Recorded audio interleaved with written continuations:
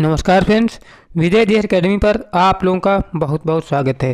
दोस्तों, आज मैं आप लोगों को इंडियन पॉलिटी भारतीय संविधान के लगभग 60 प्लस क्वेश्चंस कराने जा रहा हूं।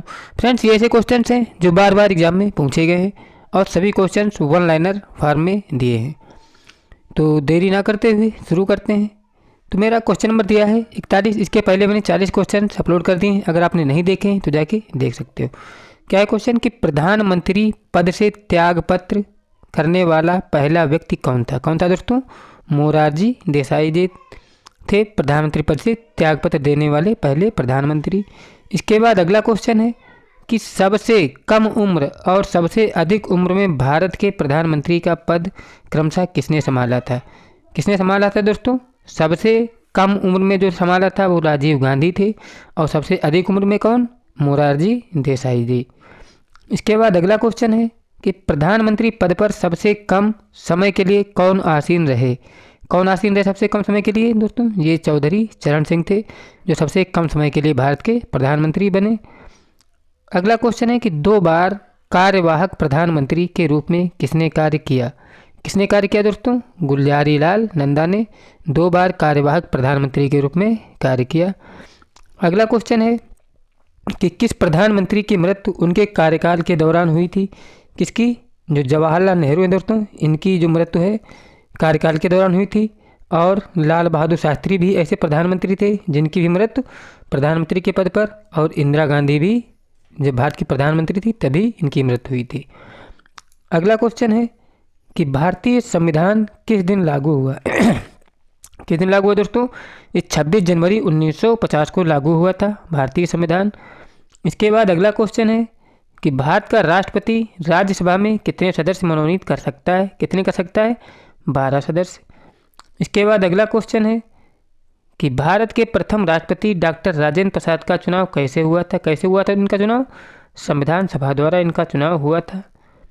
अगला क्वेश्चन है कि भारत का संवैधानिक अध्यक्ष कौन होता है? कौन होता है दोस्तों? राष्ट्रपति जो होता है भारत का संवैधानिक अध्यक्ष होता है।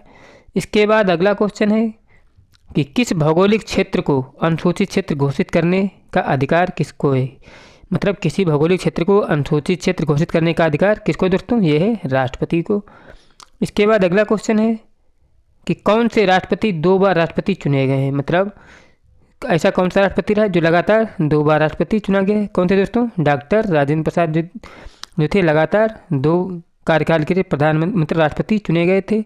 अगला क्वेश्चन है कि भारत का राष्ट्रपति किसके द्वारा चुना जाता है? किसके द्वारा चुना जाता है? सांसदों व विधानसभा के निर्वाचित सदस्यों द्वारा चुना जाता है। अगला क्वेश्चन है कि अध्यादेश जारी करने का अधिकार राष्ट्रपति का कौन सा अधिकार है? कौन सा अधिकार दोस्तों? ये होता है विधायी अधिकार। अगला क्वेश्चन है कि कौन से संविधान संशोधन अधिनियम ने 6 से 14 वर्ष वर्ग के सभी बच्चों के लिए शिक्षा के अधिकार को एक मूल अधिकार बनाया है? किस संविधान संशोधन ने दोस्तों? जो 86वां संविधान संशोधन था, इसने शिक्षा के अधिकार को मूल अधिकार बताया था। इसके बाद अगला क्वेश्चन है कि भारतीय संविधान में सम्मिलित नीति निर्देशक तत्व आयरलैंड से लिए गए हैं और संघीय शासन प्रणाली कनाडा से ली गई है। और इसके बाद आपातकालीन उपबंध जर्मनी से, गणतांत्रिक व्यवस्था फ्रांस से, मूल कर्तव्य जो लिए गए सोवियत संघ से लिए गए हैं। और क्या दिया है? संशोधन की प्रक्रिया दक्षिण अफ्रीका से संविधान से प्रभावित है। और इसके बाद क्या है? संसदात्मक शासन प्रणाली कहाँ से प्रेरित है? अगर पूछा जाए संसदात्मक शासन प्रणाली कहाँ से प्रेरित है दोस्तों? ये ब्रिटेन से प्रेरित है। इसके बाद अगला क्वेश्चन है कि जब भारत स्वतंत्र हुआ उस समय ब्रिटेन के प्रधानमंत्री कौन थे और किस पार्टी के थे? तो कौन से थे प्रधानमंत्री दोस्तों? उस समय प्रधानमंत्री थे क्लीमेंट एटली और पार्टी कौन सी थी दोस्तों? लेबर पार्टी थी।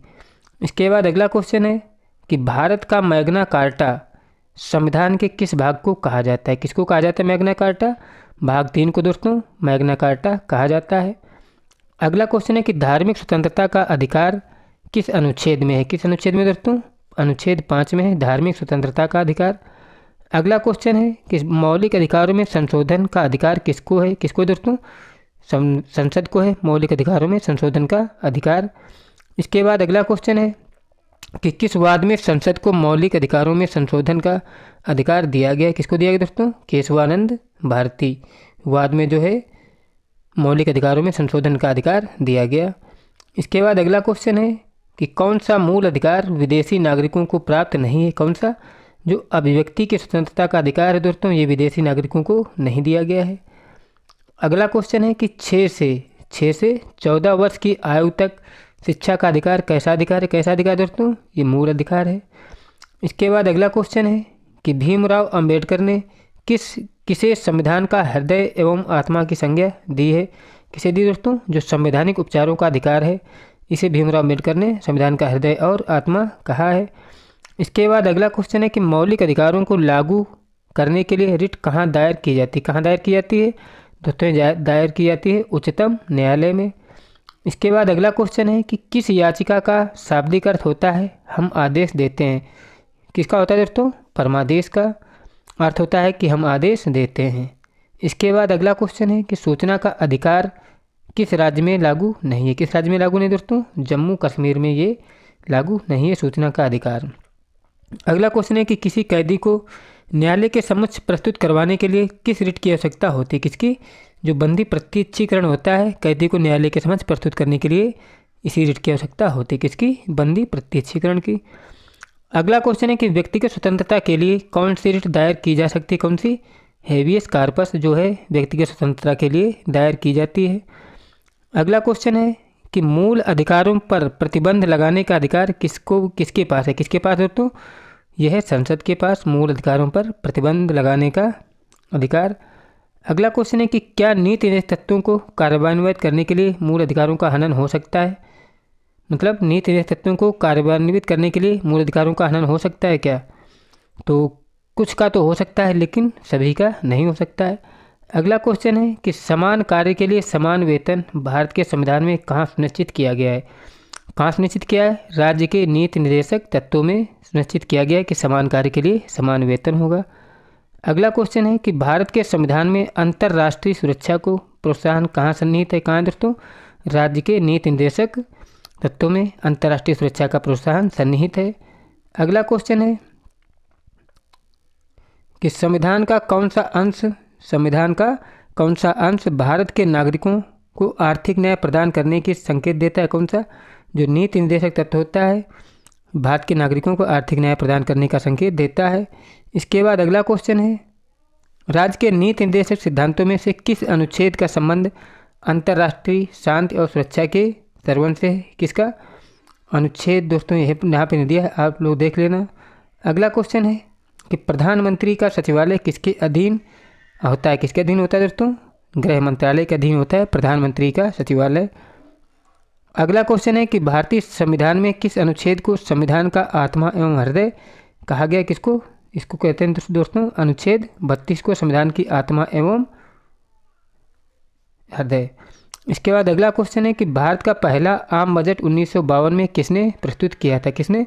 उत्तर है पी.के. षणमुगम शेट्टी ने भारत का पहला आम बजट 1952 में प्रस्तुत किया था। अगला क्वेश्चन है कि संविधान में प्रथम संशोधन कब हुआ था? कब हुआ था?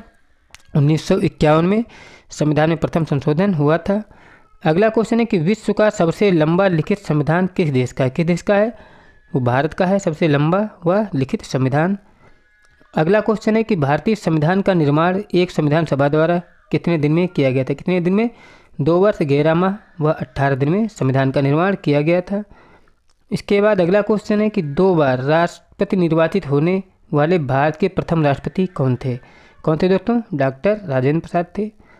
अगला क्वेश्चन है कि संविधान में वर्णित मौलिक अधिकारों की रक्षा कौन करता है? कौन करता है? सर्वोच्च न्यायालय करता है। अगला क्वेश्चन है कि भारतीय गणराज्य का संवैधानिक अध्यक्ष कौन होता है? कौन होता है? राष्ट्रपति होता है भारतीय गणराज्य का संवैधानिक अध्यक्ष। अगला क्वेश्चन है कि भारत का संविधान भारत के लिए किस प्रकार की सरकार की व्यवस्था करता है? किस प्रकार की करता है? संसदीय व्यवस्था करता है। अगला क्वेश्चन है कि भारत का संविधान भारत के लिए किस प्रकार की सरकार की व्यवस्था करता है? किस प्रकार की? संसदीय प्रकार की व्यवस्था करता है। अगला क्वेश्चन है कि भारतीय संविधान के अनुसार राजनीतिक शक्ति का आधार क्या होता है? क्या होता है दोस्तों?